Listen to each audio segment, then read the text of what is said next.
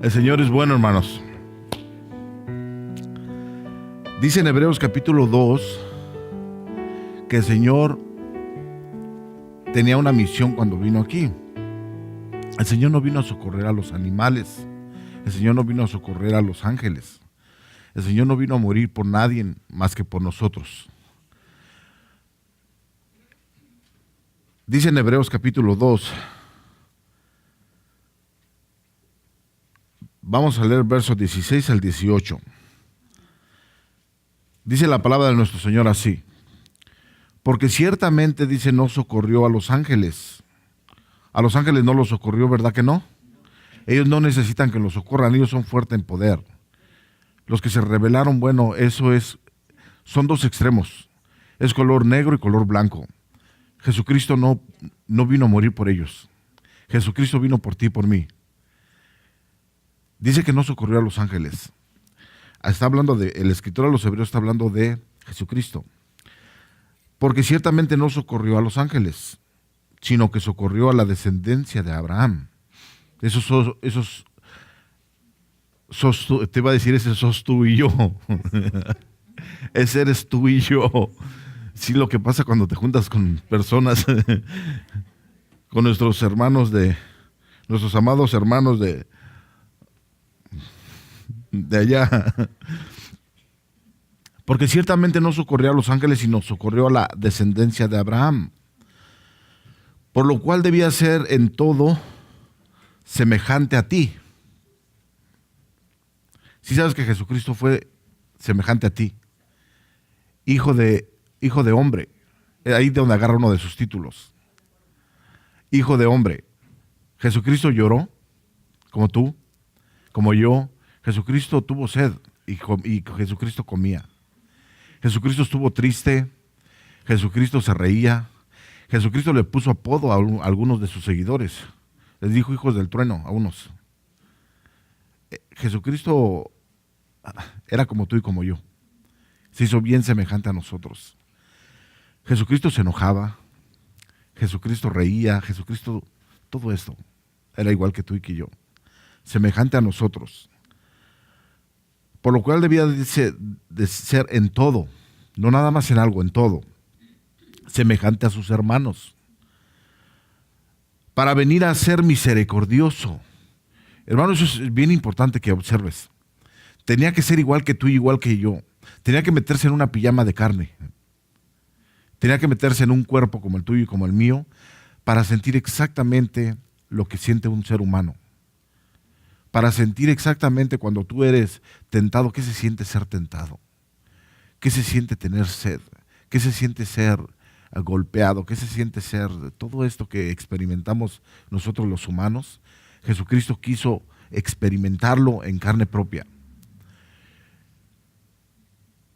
Por lo cual debía de ser en todo semejante a sus hermanos para venir a ser misericordioso y fiel sumo sacerdote en lo que a Dios se refiere para expiar los pecados. Pues en cuanto él mismo padeció siendo tentado, es poderoso para socorrer a los que son tentados.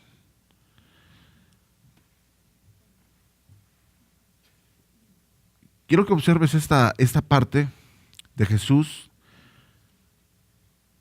Señala el escritor a los hebreos la semejanza al hombre en Jesucristo, pero también dice, pues en cuanto él mismo padeció siendo tentado, es poderoso para socorrer a los que son tentados. Y dice el verso 17, para venir a ser misericordioso, fiel, sumo sacerdote en lo que a Dios se refiere. Ahí está el puente, ahí está la ordenanza. Hijo de hombre, relación hijo de Dios. Estoy usando estas escrituras porque vamos a ir a una parte con David. ¿Sabes? El libro de Samuel es precioso. El primero y segundo libro de Samuel son preciosos porque ahora se va a desatar algo bien. Sí, cuando ves una historia en la televisión, la vida de David o cualquier otra de las series que están proyectando, son mucho, pero no enseñan lo que es. y son muy pocos para enseñar lo que es. Así es que si hay muchas personas que observan estas historias, esas miniseries o estas series en la televisión, y las toman como cualquier otro libro y las toman como cualquier otra cosa, y no hay remordimiento y no hay el Espíritu Santo no contrita, el Espíritu Santo no redarguye, porque no lo tienen. La persona está viendo una serie más. Es más, cuando alguien no tiene el Espíritu de Dios y lee la Biblia, no entiende, porque no tiene el Espíritu de Dios. Estamos a punto de entrar en el capítulo 21 del libro de Samuel, del primer libro de Samuel. Y vamos a ver un drama, vamos a ver todo un drama que viene a continuación. Antes de entrar ahí, yo quiero que vayas a Daniel capítulo 7 y después vamos al primer libro de Samuel. En el Antiguo Testamento, después de Jeremías, profetas mayores, después de Ezequiel, te vas a encontrar a Daniel. En el capítulo 7,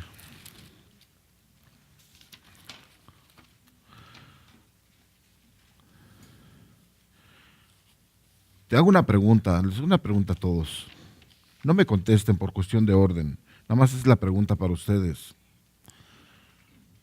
¿Por qué te eligió Dios si sabía que eras imperfecto? ¿Por qué? ¿Quién eres tú para que te elija?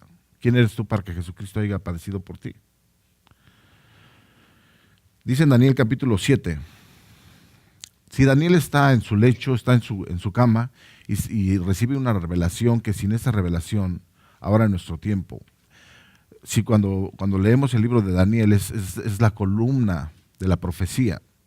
Si no tuviéramos el libro de Daniel no podríamos entender mucho del libro de Revelación. No podríamos entender muchas cosas. Más bien no podríamos entender el orden de los tiempos. Pero como tenemos el libro de Daniel, entonces muchas cosas se ensamblan a esa profecía de Daniel.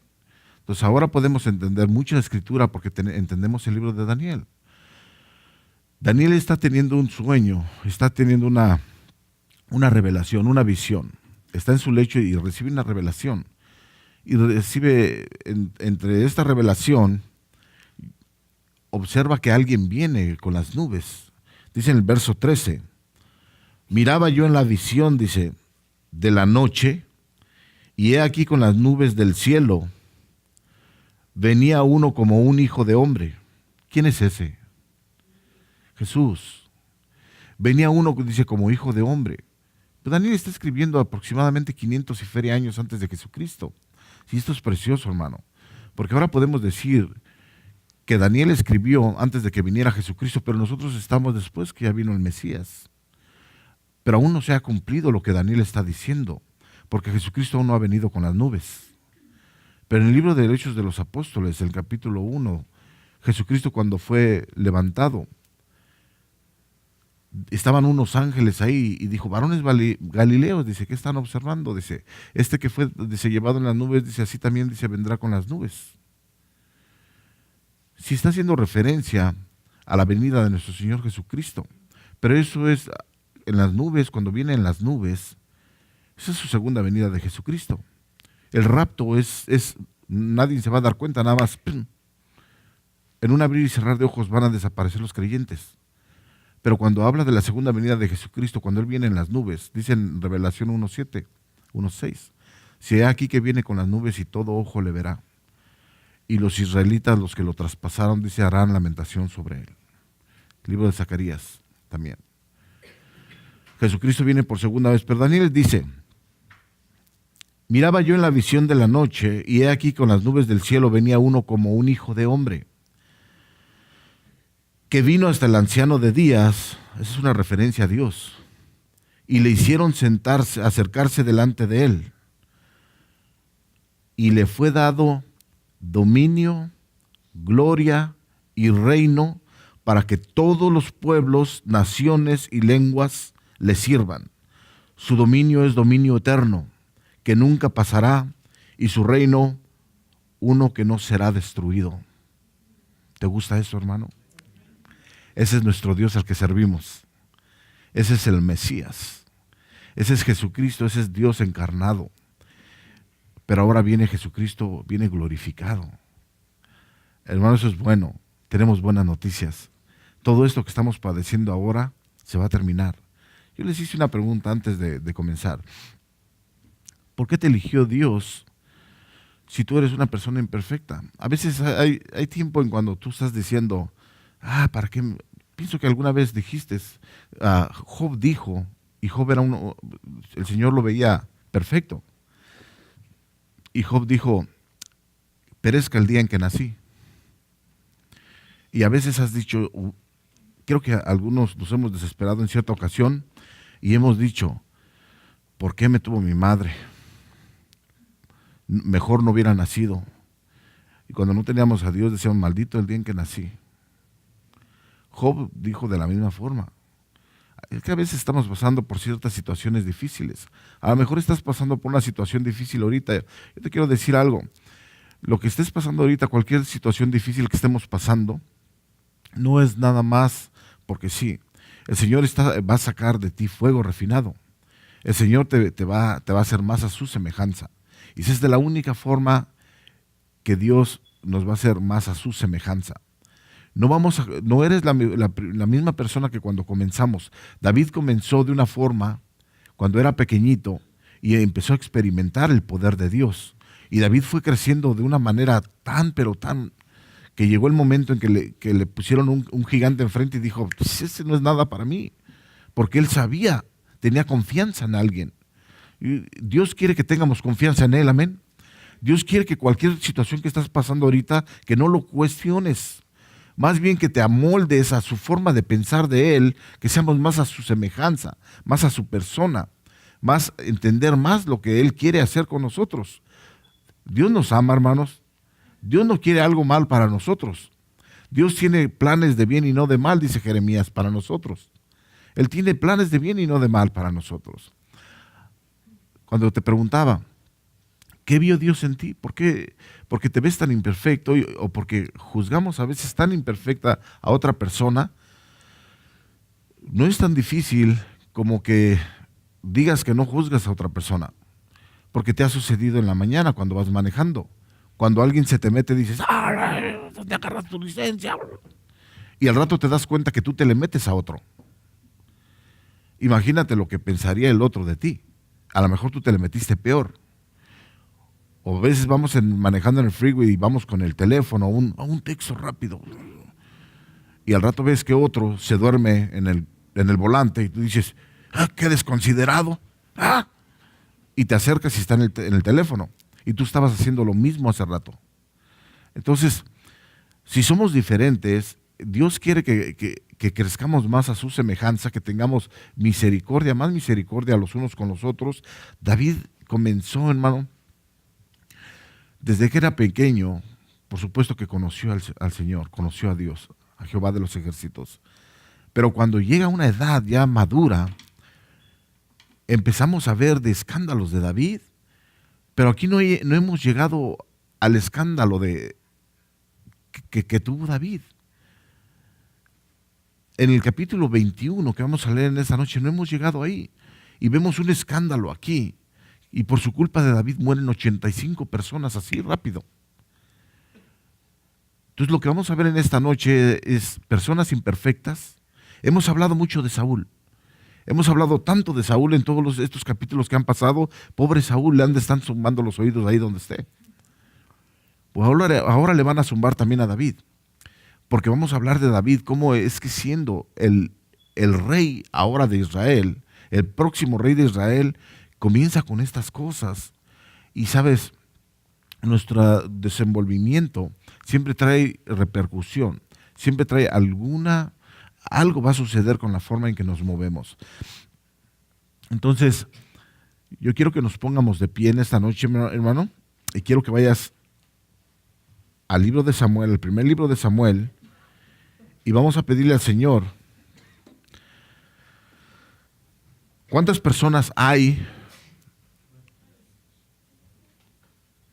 que quisieran entender la palabra del Señor y no la entienden? ¿Por qué no tienen el Espíritu de Dios?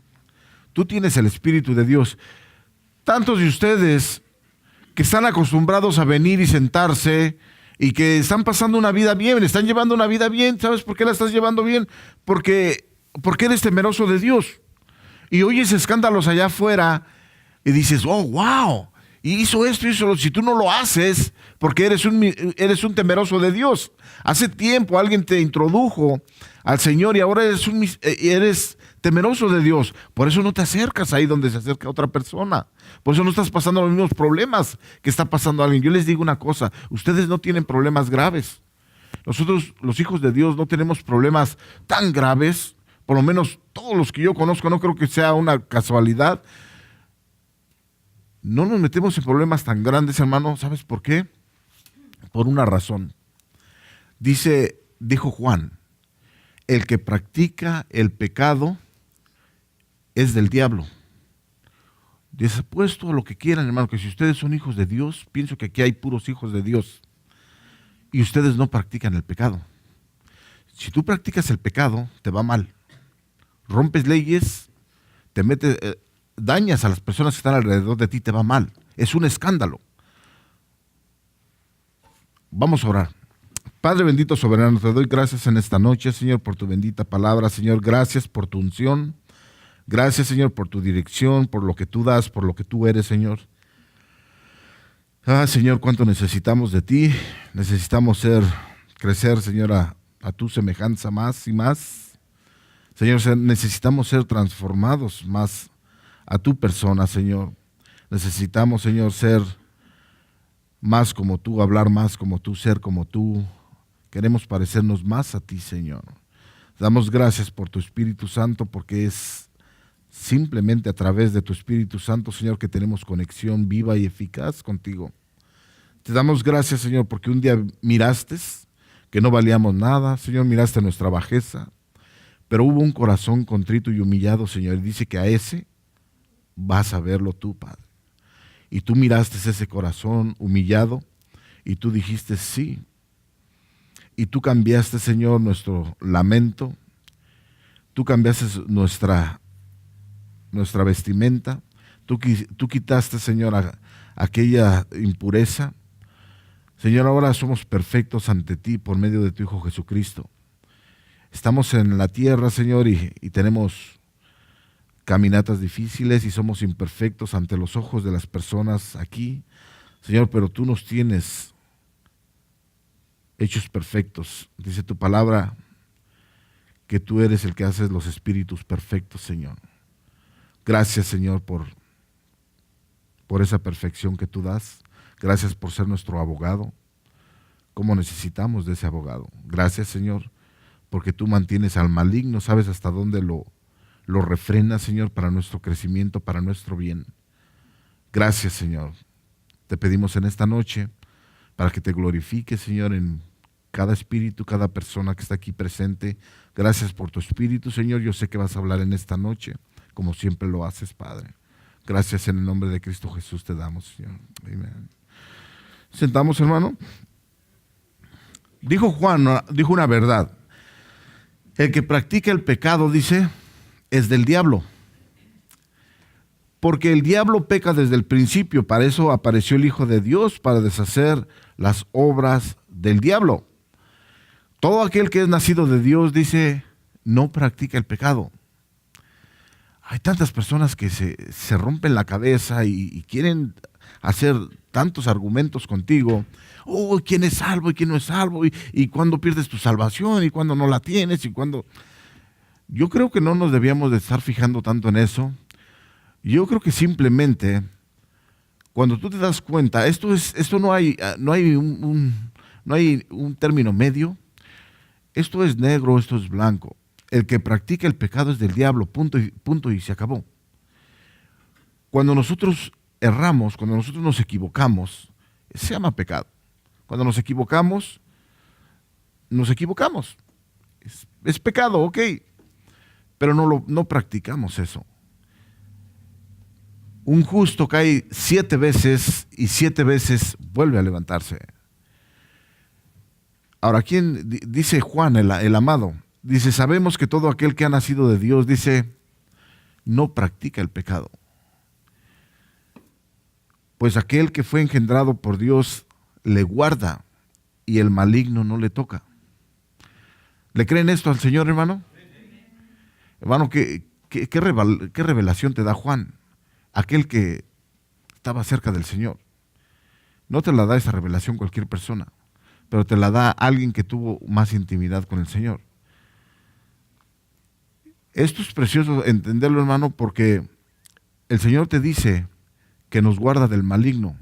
Hay muchas personas, hermano, cuando estamos en nuestro crecimiento, cuando estamos en nuestro ABC, en nuestro 1, 2, 3, que el diablo que me va a poseer. La verdad es que si tú eres templo y morada del Espíritu Santo, eres lleno del Espíritu Santo. Dios no puede habitar en un mismo templo. Si tú te has dado cuenta, en el Antiguo Testamento está el lugar santísimo. ¿Verdad que Satanás no estaba ahí? ¿En el lugar santo estaba Satanás? Estaba la presencia de quién ahí. Usted es casa de Dios. Por eso la presencia de Jesucristo está aquí adentro. Si Satanás trata de meterse, el Señor le dice, ¡fuera! No puede. Entonces, ¿cómo es posible que tú quieras meter un espíritu malo en ti cuando somos templo y morada del Espíritu Santo? No cabe. No tiene sentido, es antibíblico. Que abras puertas es otra cosa. Que te metas donde no te debes de meter es otra cosa. Porque por eso el Señor te ha dado libre albedrío. Si David tenía esa diferencia, los personajes en el Antiguo Testamento, el Espíritu Santo aún no había descendido. Pero el Señor llenaba de su Espíritu al que Él quería, lo usaba. Por eso David dijo, y no quites de mí tu Santo Espíritu. El Señor ha prometido que Él comenzó una obra y la va a perfeccionar hasta el día en Cristo. Dice en Filipenses 1:6, aquel que comenzó la buena obra la perfeccionará hasta. Pero el Señor dice en Efesios que habiendo creído, dice, fuimos sellados con el Espíritu Santo. Ahora el Espíritu Santo nos ha sellado, somos parte de Él. Cuando Pablo escribe a la iglesia en Éfeso, está hablando a una iglesia que tiene puertos marítimos. Y cuando llegan los paquetes, ellos sabían perfectamente lo que Pablo estaba hablando cuando dice fueron sellados. Venían paquetería en las naves y venían sellados. Nadie puede abrir esta carta, nadie puede abrir este paquete hasta que llegue a su destinatario. Tiene un dueño este paquete. Usted tiene un sello y nadie lo puede tocar hasta que llegue a su destinatario. ¿Sí entienden eso, hermano? Los de Efesios, de Éfeso, entendieron eso. Por eso Pablo dijo, les escribió de esa forma. El Señor escribía de una forma para que entendieran. Las parábolas las dio de una forma a ciertas personas para que entendieran de esa forma. Cuando Pablo escribe a la iglesia en Éfeso, les dice, ustedes tienen un sello y nadie los va a tocar. Ustedes tienen pase directo. Entonces, esa caja, cualquier cosa que va ahí, va a llegar a su destinatario. Ahora, todo lo que vaya a pasar en el camino es esa caja, ese equipaje, esa persona.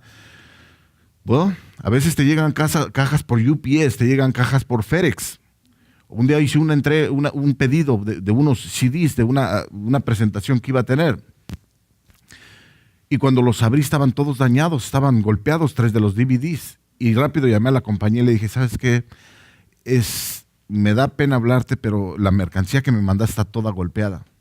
Está golpeada y yo tengo mi presentación, necesito ese DVD. Me dijo, señor, usted perdone, le vamos a mandar. Dice, así rápido, dice, otra caja. A los 2 días llegó otra caja y los DVDs ya venían en buen estado. ¿Qué eres tú de UPS a lo mejor o de FedEx? Estás pasando ahorita y te están golpeando, te están pateando por diferentes lugares. A lo mejor vas a llegar mayugado para allá arriba, pero vas a llegar. No sé cómo vas a llegar. Hay muchos que llegan incompletos. Hay muchos que llegan incompletos, pero llegan a su destinatario. Pensaba, algún personaje bíblico que llegó incompleto a su destinatario. Y no me vino nada en la mente. ¿Quién? Bueno. ¿Quién? Wow. Pablo llegó sin cabeza. Bueno, no vamos a ir más por allá. Hay muchos que han llegado incompletos a su destinatario. No sé, perdón. Juan el Bautista llegó también sin cabeza, llegó incompleto a su destinatario. ¿Sabes? Pero dijo el Señor, no temas al que mata el cuerpo, teme al que mata el espíritu, el cuerpo y el alma. A ese témelo. Entonces, cualquier cosa que nos pase aquí, hermano, veo algunos personajes que son bien famosos, aquel hermano que no tiene piernas ni tiene manos, y digo yo, wow, y es tan feliz y te proyecta algo tan positivo y dices, ¿cómo es posible que yo viva una vida tan miserable? ¿Cómo es posible que yo tengo mis pies, tengo mis manos, puedo ver, puedo oír y esté viviendo una vida tan miserable, una vida tan reducida de la capacidad que Dios me ha dado? ¿Cómo es posible que nada más quiera estar sentado y no quiera servir? ¿Cómo es posible eso en mí? Esta persona no tiene pies, no tiene manos, y ¿sabes qué? Lo da todo y llena lugares enormes, conferencias que hace, y vienen las personas y salen bendecidos. ¿No debía de salir más bendecida una persona contigo que tienes más equipo para hacerlo? ¡Wow!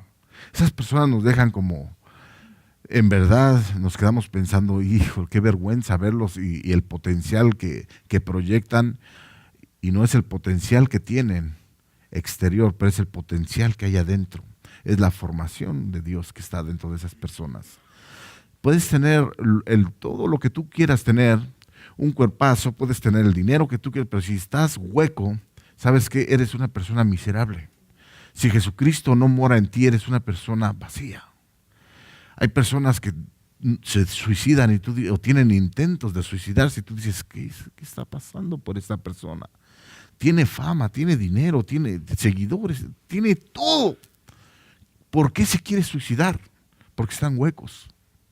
Así estábamos tú y yo en un tiempo. Por eso traía esta foto en el principio. Y hablaba el pastor el domingo de que yo me robé esa carta. Un día estábamos en el hospital y estábamos huecos. En mi casa, en la casa de su servidor, estábamos huecos. Y cuando llegué a la cajera, empezó a hablar conmigo y estábamos hablando sobre los pagos de unos biles que venían, cómo arreglarlos y todo esto. Y de repente me dijo, deja sacar tu file, el de la persona. Dije, ok. Y cuando se dio la vuelta, vi su escritorio y vi esta foto y me identifiqué. Y dije, hey, that's me right there. Ese soy yo. Hasta estaba así todo dije, hasta vengo de trabajar de la construcción así. Ese albañil soy yo. Porque aquí en Estados Unidos te llaman contratista. Pues tú eres un albañil. Digo una vez, en México te dicen albañil. Usted es un albañil. ¿De qué trabajas? Yo soy contratista. No, usted es un albañil. Y me identifiqué y dije, wow. Y estaba la mujer, estaba volteada la morenita y que le hago. Y ya seguimos platicando y todo. Y fue cuando dije, ¿qué rollo con este personaje, no? O sea, Jesucristo sosteniendo a una persona y yo no conocía del Señor. Pero ahí fue el primer chispazo. Ahí fue el primer chispazo y el Señor se dio cuenta que había necesidad en mí y que mi corazón se humilló. Dije yo necesito algo así. Y dijo, Señor, te voy a mandar algo así. Y entonces fue cuando se empezó a preparar todo. Y David, el Señor, cuando preguntamos por qué el Señor escogió a David. Si David hizo una de cosas, hermano, ¿por qué lo escogió a David? Precisamente por eso, porque dicen los salmos, dice los sacrificios del Señor. Tengo una nota aquí que dice, los sacrificios de Dios son el espíritu quebrantado. Al corazón contrito y humillado no despreciarás tú, oh Dios. Pero hay personas que tienen tanta arrogancia, que tienen tanto ego, que pueden estarse muriendo y dicen, no necesito nada, no te me acerques. ¿Cuál Dios? No hay Dios. Ok, dice el Señor, no hay Dios, no hay Dios. Corazón contrito y humillado no hay ahí. Hay personas que les hablas de Dios, dices, no hay más Dios, yo soy Dios. Ok, pero te das cuenta que estas personas, hermano, están huecas. están tan vacías. Ese no era el caso de David. David creció de una forma totalmente diferente. Yo quiero que agarremos desde el capítulo 20, en el verso 30. David ha estado hablando con Jonatán, y Jonatán le dice, ¿sabes qué? Vamos a hacer esto. Voy a lanzar unas flechas y voy a mandar a alguien que las recoja. Si yo le digo al muchacho, de este lado de la flecha, es que tú no tienes problemas conmigo, pero si le digo al muchacho, ve de aquel lado de la flecha, entonces quiere decir, vete de aquí porque Saúl, mi padre, te va a matar. Y esa es la señal. Y Saúl Jonatán tira unas flechas y bueno, le da a entender a David, córrele porque mi padre te va a matar. Huye. Entonces, eso pasa en el capítulo 20, pero luego Saúl, si esto es un drama ya bien grande, porque Saúl ya está harto de ver que su hijo está de cierta forma haciendo amistad y cree él que le va a causar destrucción a su propia familia.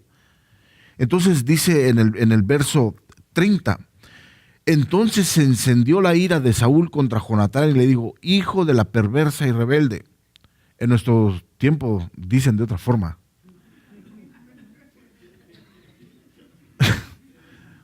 Eso es lo que quiso decir. Hijo de la perversa y rebelde. No queremos decir como dicen en nuestro tiempo. Pero hay alguien que dice, no, en la Biblia no hay groserías. Bueno, qué bueno que no son de esta forma. Estaba tan enojado que le dijo esos términos. ¿Acaso, dice, no sé yo que tú has elegido al hijo de Isaí para confusión tuya y para confusión de la vergüenza de tu madre? Porque todo el tiempo que el hijo de Isaí viviere sobre la tierra, ni tú estarás firme, ni tu reino. Envía pues ahora y tráemelo, porque ha de morir. Y Jonatán respondió a su padre Saúl y le dijo, ¿por qué morirá? ¿Qué ha hecho?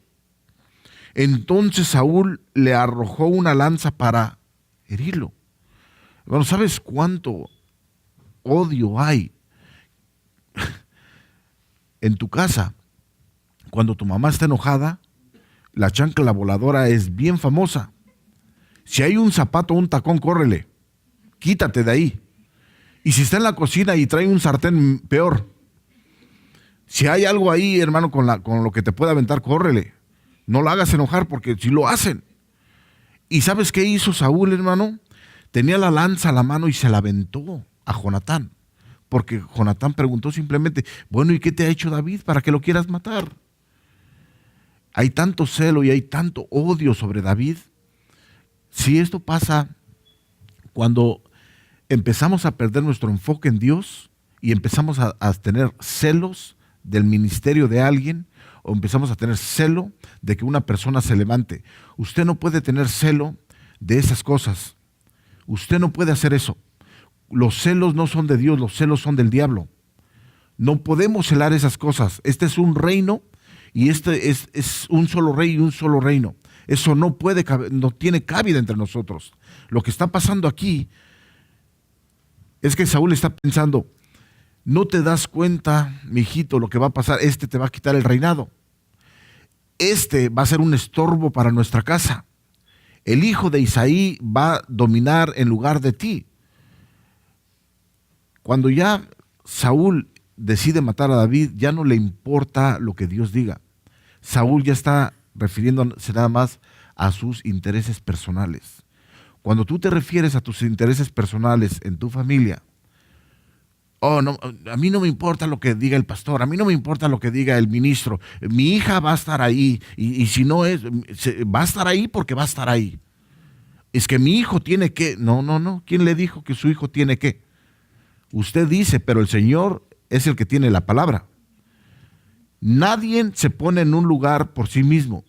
Si Dios no pone a una persona en un ministerio, en un lugar, esa persona no va a estar ahí.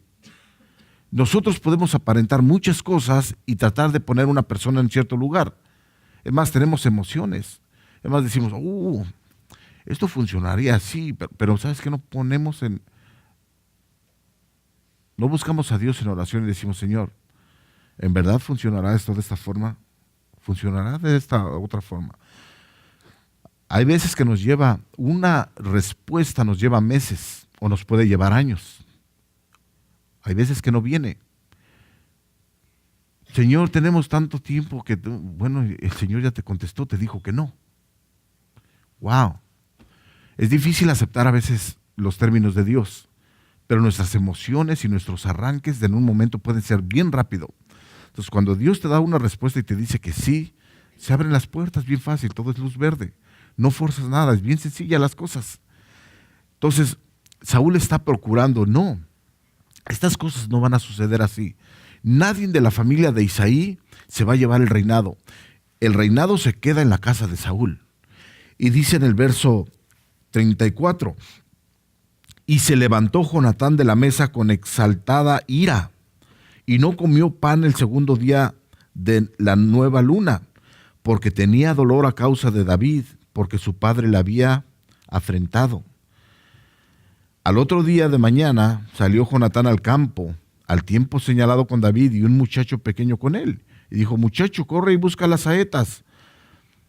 Dice que yo tiraré, y cuando el muchacho iba corriendo, él tiraba la saeta, las flechas, de modo que pasaran más allá de él. Y llegando el muchacho a donde estaba la saeta que Jonatán había tirado, Jonatán dio voces tras el muchacho, diciendo, ¿no está la saeta más allá de ti?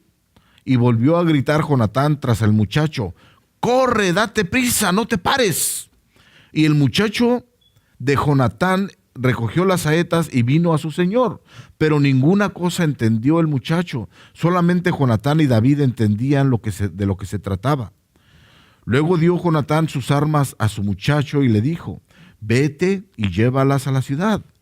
Y luego que el muchacho se hubo ido, se levantó David del lado del sur y se inclinó 3 veces postrándose hasta la tierra, y besándose el uno al otro, lloraron el uno con el otro, y David lloró más. Y esa fue la última ocasión en que se encuentran ellos. Ese fue el último encuentro en que tiene Jonatán y David.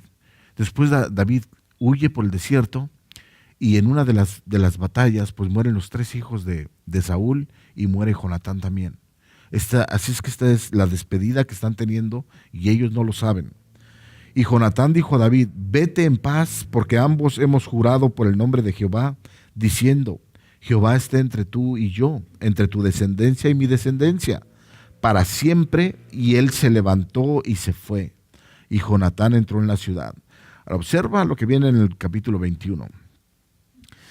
Entonces vino David a Nob, al sacerdote Ahimelech, y se sorprendió a Ahimelech de su encuentro. David está pasando por esta ciudad entonces, está pasando por este territorio, dice, y viene al sacerdote Ahimelech, y él se sorprende de su encuentro y le dice, ¿cómo vienes tú solo? ¿Nadie contigo? ¿Dónde está toda la gente que debía de venir contigo? A David lo conocen, era famoso. Saúl mató a sus 1000 y David a sus 10,000. Era famoso. Lo conocen y dice, ¿tú vienes solo? Se extraña el sacerdote, pensó ¿dónde está toda tu gente? ¿Por qué vienes tú solo? Y miente David. Dice en el verso 2, respondió David al sacerdote Ahimelech, el rey, dice, me encomendó un asunto. Mentira. Y me dijo, nadie sepa cosa alguna del asunto a que te envío. Y lo que te he encomendado, yo les señalé a los criados un cierto lugar. Cuando nosotros decimos que una mentira no es ningún problema, estamos en un problema bien grande. En primer lugar, te has engañado a ti mismo. El diablo te ha engañado. La mentira es un problema muy grande. No hay mentiras grises, no hay mentiras blancas, todas las mentiras son negras y son del diablo. Todas las mentiras. Muchas amistades se han destruido por una mentira. Muchos matrimonios se han destruido por una mentira. Mucha confianza se ha destruido por una mentira. Puedes tener una relación de años con un amigo, con una persona, pero en el momento en que tú traes una mentira, se deshace toda esa confianza que había en ti. Ahora en el futuro vas a decir quizás alguna verdad, pero va a ser cuestionada tu verdad, aunque sea verdad. Tenemos que tener mucho cuidado con las mentiras. No hagas mentiras ni de juego. Cuando hace una persona una mentira, llega el momento en que tienes que hacer otra mentira para cubrir esa mentira. Y después tienes que involucrar a otra persona para ayudar a que sea creíble esa mentira que has dicho. Y se va creciendo más y más y más y más. Hasta que llega el momento en que eres descubierto y muchas personas lo único que terminan diciendo es, estaba bromeando. No ande bromeando así, papá. No bromees así de esa forma, porque una mentira puede traer unas consecuencias muy grandes. Recuerdo un caso que hubo. Estamos en un sistema, hermano, aquí en Estados Unidos y en todo el mundo. Estamos en un sistema donde todo es dinero. Estaba viendo una película hace algunos días. Nicolas Cage tiene una película que se llama Venganza, donde sucede una violación y los tipos estos son traídos a corte y les dice el abogado, ¿sabes qué? Este va a estar difícil, dice, encubrir lo que tus hijos hicieron. Te va a costar tanto. ¿Pero cómo tanto? No tenemos dinero. Dice, si tienes algo, tienes una casa. Pelea el esposo y la esposa y como quiera que sea, dicen, ok, vamos a poner la casa, todo por mis hijos. Y empiezan por supuesto, empeñan la casa, no sé qué hayan hecho, y le pagan al abogado lo que el abogado tenía que hacer. Ahora, aquí está la pregunta. El Señor nunca nos ha llamado. Hay muchas personas que están equivocados en esto. Si tú hiciste un error, admítelo. Muchas personas se paran en corte y es más, traen aquí hasta este púlpito, lo pueden traer, una petición. Señor, no seas así con tal persona. Que el abogado, que el juez no esto, no lo otro. Lo que tú estás haciendo es decir que quede impune lo que hizo esta persona. Eso no está bien ante los ojos de Dios. Lo que nosotros hacemos lo tenemos que pagar. Si hay un abogado o tienes dinero y puedes cubrir una falta de alguien, créeme que esa falta Dios no la ha cubierto. Créeme que eso que hiciste se llama injusticia y eso Dios no lo vio con buenos ojos. Lo que nosotros hagamos lo tenemos que pagar. Cuando estas personas deciden poner su casa y dice el abogado, ok, te va a costar, creo eran $1,100 o $1,200 por hora. Te voy a cobrar $1,200 por hora. Cuando te esté representando en corte, van a ser 1,000 no sé cuánto por hora. Y estos se quedaron, wow, ¿de dónde vamos a sacar ese dinero? Bueno, tú elige. ¿Quieres a tus hijos en la cárcel o quieres pagar este dinero? Estamos en el tiempo en que las personas, alguien se metió en un rollo, se metió en un problema y lo primero que hacen, busca el mejor abogado. Hermano, eso ha sucedido hasta en los hermanos. Búsquete al mejor abogado. ¿Para qué va a ser el abogado? ¿Para qué lo quieres? El abogado lo único que va a tratar de hacer cuando tú le des dinero es encubrir algo que tú hiciste, encubrir tu falta. Más le das, te va a encubrir más. No pueden correr, este es un caso bien conocido, no pueden correr las cosas mucho tiempo, sin ser descubiertas. Conocemos el caso de O.J. Simpson, todas las pruebas están ahí. ¿Y sabes qué? Estaba bien contento. No hubo problema. No hubo problema. Lo que pasa es que con O.J. Simpson terminó en drogadicción, en homosexualidad, terminó en la cárcel, ¿cómo es que no terminó? Este tipo está empezando a darse cuenta de todo lo que pasó Ahora no tiene dinero, estaba robando en Las Vegas, lo agarraron robando en Las Vegas porque no tenía dinero, estaba robando algo de su propia colección o no sé. Dices tú, wow. Muchas personas dijeron, oh, el mejor abogado, lo sacaron. Y eso fue en un momento. Pero la justicia divina es más grande que muchas cosas. Yo te digo una cosa, hermano, cuando traigas una petición a la congregación, alguien va a tener una corte quizás. Y siempre estamos ahí, oh, que el Señor, que bla, bla, bla, que se porte bien con mi familiar o lo que sea. ¿Por qué no te pones a pensar lo que hizo tu familiar o lo que hizo tu amigo o tu amiga? Y primero dices, Señor, ¿cómo es que debo de pedir en esta petición de una forma inteligente? Bueno, pienso que la forma más inteligente de pedir sobre alguien que se metió en un lío de esa forma, cualquiera que haya sido el lío, en vez de que sea, me quedo yo con la boca abierta cuando oigo ciertas peticiones, digo, hermana, ¿no entiendes que le estás pidiendo injusticia al justo? ¿No te das cuenta de lo que estás diciendo, de lo que estás pidiendo en esa petición? El rey justo no va a acceder a tu injusticia. Estás mal. No vas a recibir porque no pides bien. Pero si tú dices, Señor, se equivocó, dale una segunda chance. Si es tu voluntad, dale una segunda oportunidad, que haya justicia sobre todo en esto. Puedes abogar de una forma por él. Señor, que no le den más años de lo que es justo. Es que hay unas personas que merecen por lo que hicieron 20 o 30 años y, Señor, que salga mañana, por favor. ¿Qué te pasa? Pedimos de una forma, hermano, que a veces digo, haz un milagro, Señor, que salga, que lo dejen salir. Dice, el Señor se burlará de nosotros. Hermano, ¿qué forma de pedir es esa tan irresponsable?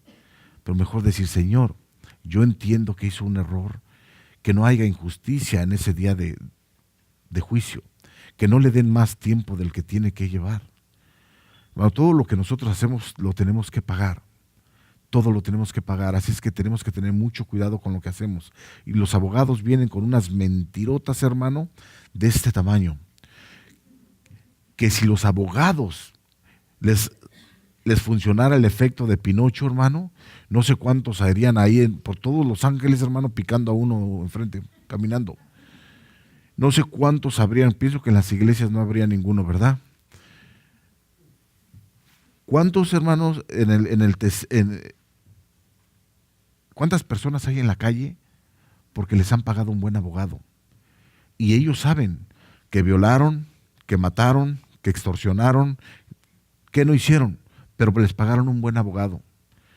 Yo quiero decirte, hermano, que la palabra del Señor dice en Proverbios 19:5, el testigo falso, dice, no quedará sin castigo, y el que habla mentiras no escapará.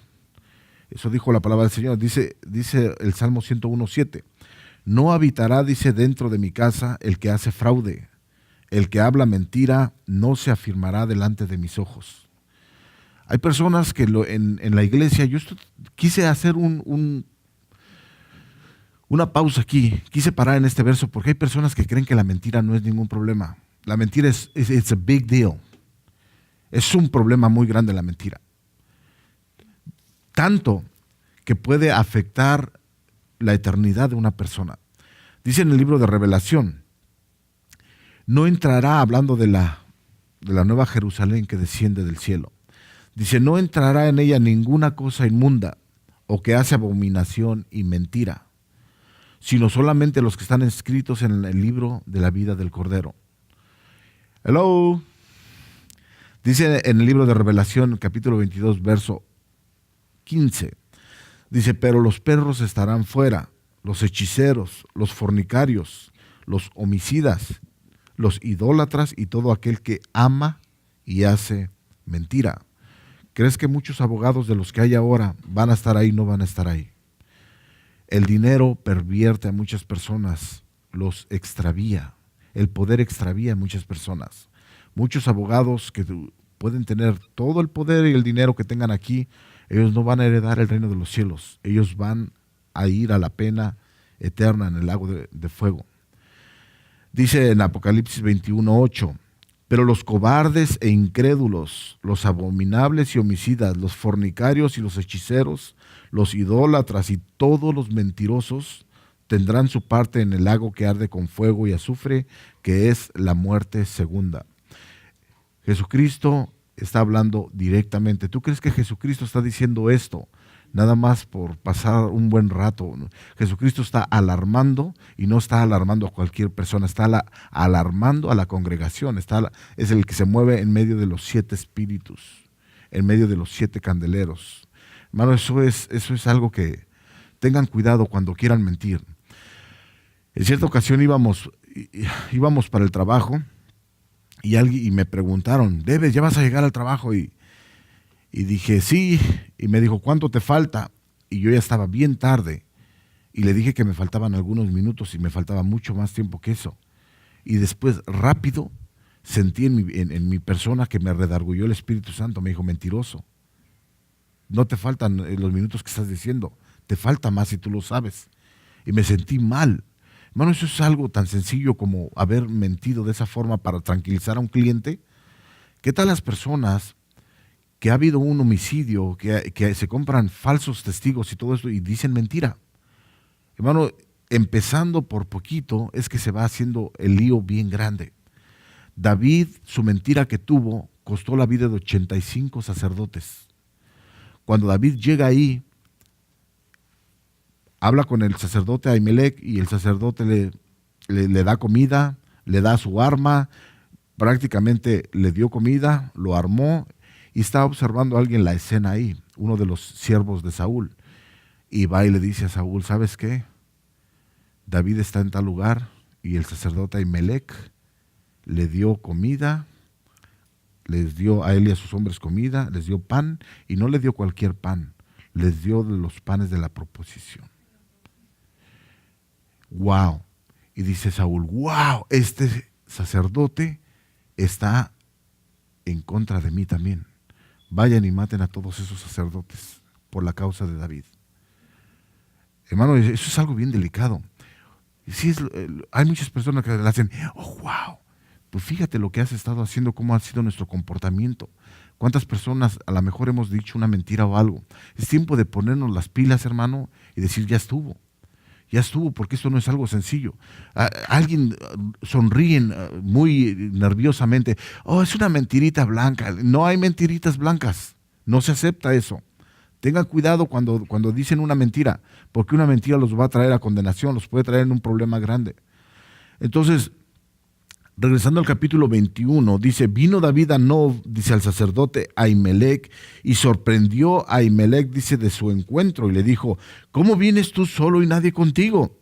Y respondió David al sacerdote Ahimelech, el rey me encomendó un asunto y me dijo, nadie sepa cosa alguna del asunto a que te envío, y lo que te he encomendado.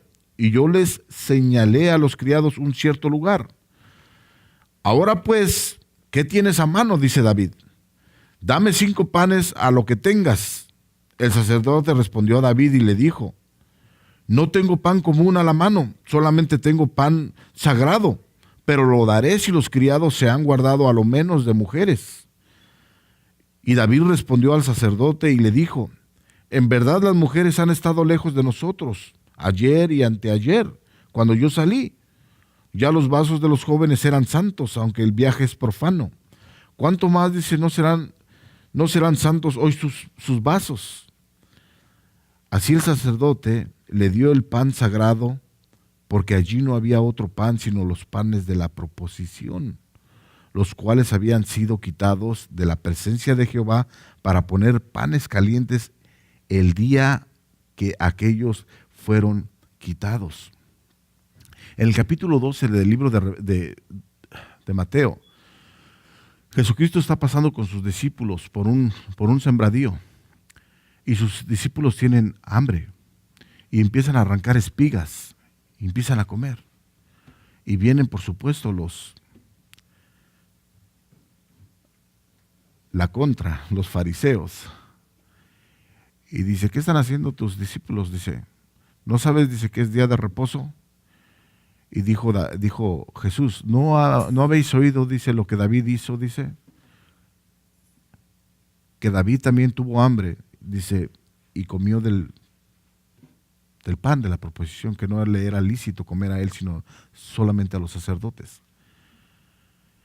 Si tú supieses lo que misericordia significa, no condenarías. Muchas veces andamos viendo, hermano, la ley, andamos viendo cómo señalar a alguien que hizo algo, pero no vemos la necesidad que hay detrás de esas cosas. Y el Señor le dice, si ustedes supieran lo que la misericordia significa. Tenía hambre David, tenían hambre ellos. Sobre cualquier otra cosa, la misericordia, hermano, se pone. La misericordia va sobre cualquier otra cosa. Cuando aquella mujer fue sorprendida en adulterio, la trajeron. Jesucristo, ellos la condenaron con la ley, pero Jesucristo aplicó misericordia. Y todos aquellos que hicieron de alguna forma, pienso que citaron la ley, por supuesto, y la querían apedrear. Y Jesucristo empezó a citar, no sé qué citó, de su vida de ellos, y empezó a escribir en el suelo. Yo pienso que Dios todavía está escribiendo de nosotros. Cuando tú estás juzgando a alguien, Él empieza a escribir en tu mente y en tu conciencia y te dice, ¿por qué haces esto? ¿Te acuerdas de lo que tú hiciste? Y muchas veces el Señor escribe a nuestra conciencia, pero es más fuerte a veces nuestro ego y nuestra arrogancia, que decimos, no te voy a oír, sino que lo voy a condenar. Y seguimos de aferrados condenando a la persona. Y el Señor dice, misericordia quiero. Y no la aplicamos muchas veces, misericordia. Yo quiero que sepas que vas a necesitar misericordia muchas veces. Vamos a necesitar todos nosotros misericordia. Si tú tienes la oportunidad de hacer misericordia a alguien, hazlo, porque la vas a necesitar un día. Así es que quiero ir cerrando en esta noche, en esta parte. Los panes no los podía comer nadie, sino solamente el sacerdote. Y estaban localizados, entrando en el lugar santo, había una mesita donde estaban 6 panes y 6 panes. Eran 12 panes que significaban las 12 tribus de Israel. Y el pan significa la provisión de Dios ante nosotros. Así es que ese pan no lo podía comer cualquier persona más que los sacerdotes. David lo hizo, el sacerdote le permitió comer de esos panes y bueno, Dios no condenó esa práctica. Así es que vamos a dejar esto en esta noche de esta forma.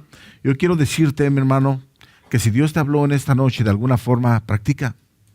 Empecemos a practicar la palabra del Señor. No seamos oidores nada más, seamos hacedores de la palabra del Señor. Amén. Dios está transformándonos. Cualquier situación por la que estés pasando ahorita, no cuestiones a Dios porque Él nos está transformando. Cada vez eres diferente. Ya no eres la misma persona que cuando comenzaste. Eres una persona diferente. Estás pasando por ciertas situaciones. Todos estamos pasando por un fogueo, pero es bueno, nos está llevando hacia nuestro lugar donde vamos a morar con el Rey de Reyes y Señor de Señores por la eternidad. Nos ponemos de pie, vamos a orar. Padre bendito, soberano, te doy gracias en esta noche, Señor, por tu presencia. Te doy gracias, Señor, por tu palabra, porque siempre nos hablas a tiempo, Señor. Cualquier situación que hay en esta noche, en esta congregación, Padre, no te es ajena. Tú lo sabes perfectamente lo que está pasando en nuestras vidas.